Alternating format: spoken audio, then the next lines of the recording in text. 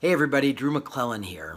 Actually, I'm home today. I'm in Des Moines, Iowa. I'm going to be here for a couple days before I head back out to hang out with some agency owners later in the week. But in the meantime, what I wanted to talk to you about was I wanted to talk to you about one of the most misunderstood metrics in agency life. So many agencies pay attention to gross revenue, and you know what? That's an ego number for us. So if you want to hit $100,000, or you want to hit $1 million or 10 million, have at it. But understand when it comes to running your business, that number is absolutely irrelevant. So when I read Ad Age or Ad Week, and I see what the big box agencies, when they rank them by size, when I see what their gross billings are, I know that the money they actually have to run their business is a fraction of that. So the number you need to be paying attention to is adjusted gross income. And here's how you get to that number.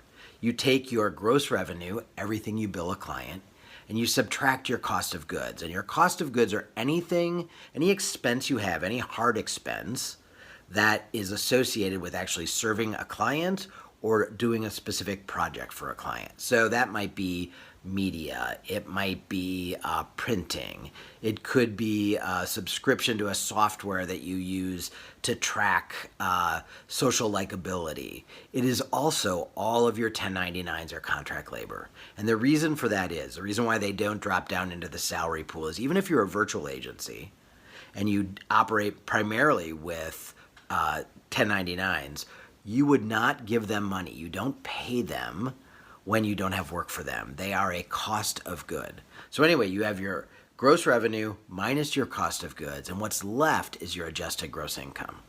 And your adjusted gross income is the money that is actually your money. The rest of it, you're just acting as a bank. So you bill the client for media, you pay the client. The commission on that media drops down to the adjusted gross income along with your fees and any markups that you have. That's the money that you have to actually run your business. AGI, adjusted gross income, has to cover three big buckets of expenses.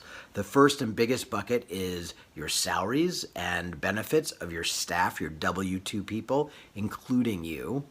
It is to cover your overhead, rent, supplies, lawyer fees, accounting fees, things like that. And hopefully there's money left over and that's your profit. That's the number that matters to you. That's the number that I want you thinking about and tracking about. And that's what all of the financial metrics tied to the dashboard that you should have, and we'll talk about that in a video down the road, that's the number that matters. So absolutely, if you want to pay attention to gross revenue because it means something to you personally, because it's a vanity thing or an ego thing, have at it. But the number in terms of running your business well that matters to you is adjusted gross income. We'll talk more about it, I'm sure, in later videos. In the meantime, have a great day, and I'll talk to you soon.